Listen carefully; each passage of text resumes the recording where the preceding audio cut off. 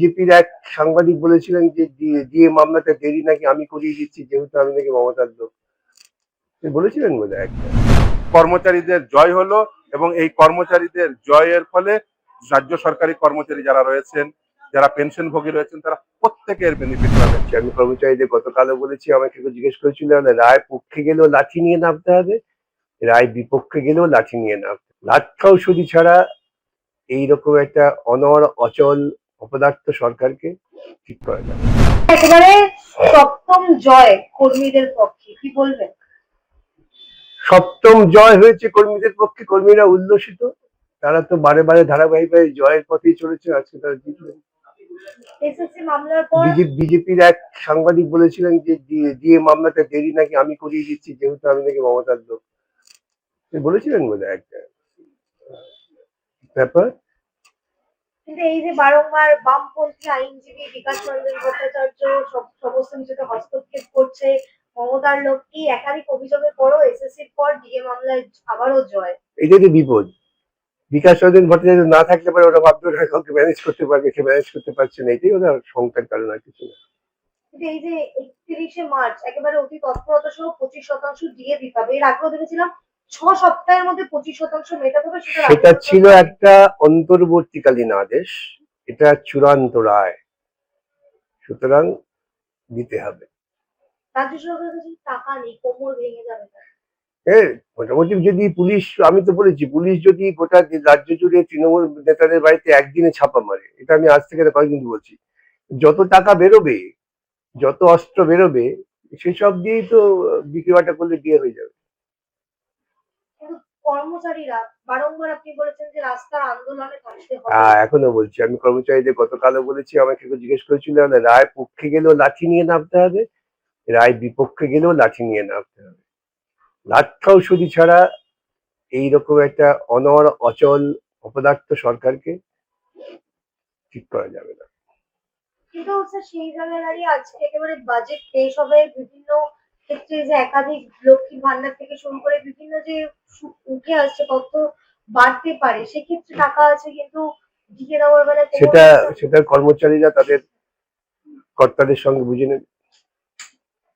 কিন্তু যদি আবারও রাজ্য সরকার এই আদালত অবমাননা করে, খাঁচা তৈরি আছে, মুখ্যমন্ত্রী যাবেন খাঁচায়, দানা পানি আপনারা নিয়ে যাবেন। ডিএ যাতে সঠিকভাবে দেওয়া হয় সেই জন্য 4 সদস্যের কমিটি গঠন করা হয়েছে। তাহলে কি রাজ্য সরকারের উপর আস্থা নেই? পরিষ্কার, এটা তো পরিষ্কার হয়ে গেছে, রাজ্য সরকার প্রশাসনিক ব্যবস্থার উপর কোনো আস্থা নেই বলেই তারা 3 জন অবসরপ্রাপ্ত বিচারপতিকে দায়িত্ব দিয়েছে। কে কে আছেন স্যার কমিটিতে? নামটা দেখলাম, চেয়ারম্যান আছেন ইন্দু মালহোত্রা রায়। ডিএ মামলার রায়, অতি প্রতীক্ষিত ডিএ মামলার রায় একেবারে আপনাদের পক্ষেই গেল, কি বলবো? দেখুন, এটাই তো স্বাভাবিক ছিল। ডিএ লিগালি এনফোর্সেবল রাইট, এটা আদালতের দ্বারে 6 বার প্রতিষ্ঠা পেয়েছে, আজকে 7ম বার প্রতিষ্ঠা পেল। ডিএ এআইসিপিআই অনুযায়ী দিতে হবে, সেটা প্রতিষ্ঠা পেয়েছে, আজকে 7ম বার প্রতিষ্ঠা পেল। ডিএ স্ট্যাটিক না, আমরা প্রথম থেকে বলে আসছি, আবার প্রতিষ্ঠা পেল।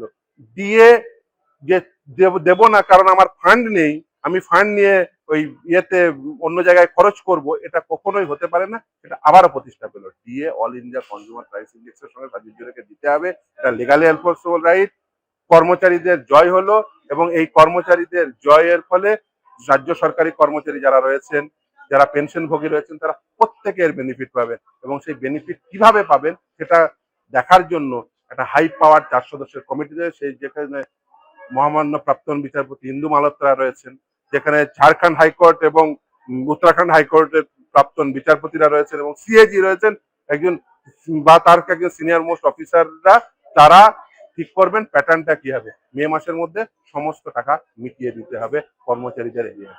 এর আগেও আমরা দেখেছিলাম 25% দিয়ে দিতে বলা হয়েছিল, রাজ্য সরকারের পক্ষ থেকে দেওয়া হয়নি, সেই কন্টেন্ট এখনো পেন্ডিং। না, সেটা দিয়ে দিতে হবে মার্চ মাসের মধ্যে বলেছি। যদি আবারও না দেয় বা রিভিউ, তো আবারও অপশন আছে। দেখুন, রিভিউ করে আর লাভ হবে না। এই মামলার একেবারে 13টা কোশ্চেন ফ্রেম করে দিয়ে সেই প্রশ্নের সাপেক্ষে একটার পর একটা সুপ্রিম কোর্ট অ্যান্সার দিয়েছে এবং কর্মচারীদের পক্ষে গেছে এবং কর্মচারীরা জয়ের হাসি হেসেছে এবং তার কর্মচারী পেনশনভোগী, আমার সেই সমস্ত পেনশনভোগীদের কথা মনে পড়ছে, সেই সমস্ত কর্মচারীদের লড়াই মনে পড়ছে, মলয় মুখোপাধ্যায়দের সেই লড়াই, শ্যামল দাদের সেই লড়াই, যারা সেই 2016 সাল থেকে লড়াই শুরু করেছিল, 6বার জেতার পরে আজকে 7বার জিতলো। ফলে এই লড়াই, যে লড়াই মানে তারা শুরু করেছিল, আজকে তার পরিসমাপ্তি ঘটলো এবং সেই লড়াইয়ে আলটিমেট জয়ের হাসি হাসলো পশ্চিমবঙ্গের মানুষ, পশ্চিমবঙ্গের কর্মচারী, পশ্চিমবঙ্গের শ্রমিক শ্রেণীর মানুষ। এই জয় শ্রমিকের জয়, এই জয় কর্মচারীর জয়, এই জয় পশ্চিমবঙ্গবাসীর জয়।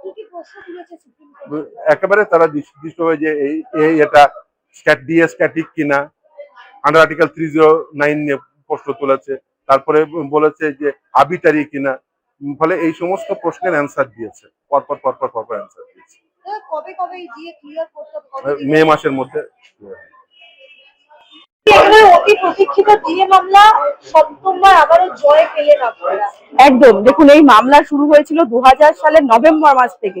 প্রথম স্যাটে অর্থাৎ রাজ্য সরকারের কর্মচারীদের যে ট্রাইব্যুনাল রয়েছে সেখানে এই মামলা কিন্তু শুরু হয়েছিল। সেই মামলা থেকে হাইকোর্ট, আবার হাইকোর্ট থেকে রিমান্ড ব্যাক হলো এবং তারপরে এই দীর্ঘ এত বছরের লড়াই কিন্তু আজকে বলতে পারেন তারা একদম শেষ হাসি হাসলেন। কারণ সুপ্রিম কোর্টের পরে কিন্তু আর কোথাও যাওয়ার জায়গা নেই রাজ্য সরকারের।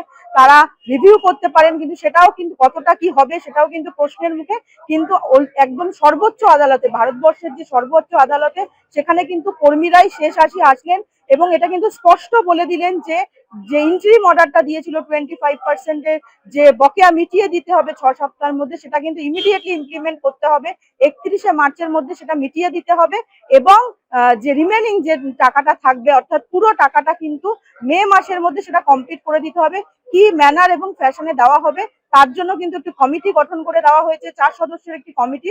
তারা কিন্তু সেটা ডিসাইড করবে কি ম্যানার এবং ফ্যাশনে দেওয়া হবে। অর্থাৎ এত বছর পরে, এত দীর্ঘ আইনি লড়াইয়ের পরে রাজ্য সরকারি কর্মচারীদের কিন্তু জয় হলো।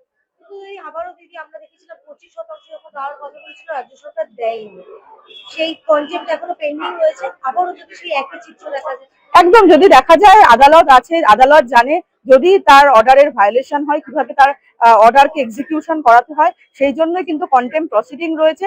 যদি তারা এই যে অর্ডার এসছে বা জাজমেন্ট এসছে তার মান্যতা না দেন তাহলে কিন্তু অবশ্যই তারা কন্টেম্পের মুখে পড়বে এবং যে যারা বলতে পারেন চেয়ারে রয়েছে তাদের জেল পর্যন্ত হতে পারে।